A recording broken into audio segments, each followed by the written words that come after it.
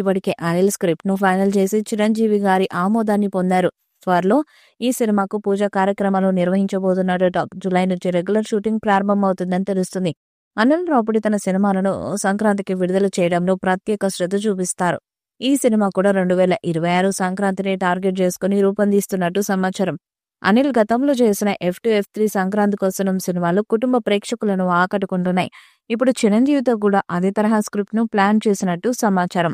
చిరంజీవి గతంలో అనిల్ రావుపూడి డైరెక్షన్ పై ప్రశంసలు కురిపించారు. ఆయనతో పనిచేయడం తనకు సంతోషంగా ఉందని తెలిపిన చిరు కొత్త కథపై పూర్తి స్థాయిలో ఆసక్తి చూపిస్తున్నారు.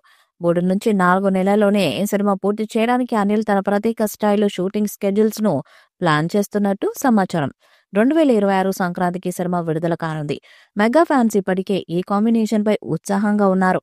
ఈ సినిమా కూడా భారీ విజయాన్ని అందుకోవడంతో పాటు చిరంజీవి అనిల్ కాంబో మరింత హైప్ ను సొంతం చేసుకోవడం ఖాయమని ట్రేడ్ అనలిస్టులు భావిస్తున్నారు. ఇక ఈ సినిమాను పాన్ ఇండియా స్థాయిలో విడుదల చేసే అవకాశం కూడా ఉంది. మరి ఈ సినిమాతో అనిల్ రావుపూడి మెగాస్టార్ చిరంజీవి కాంబో ఎలాంటి రికార్డ్స్ ను క్రియేట్ చేస్తుందో చూడాలి.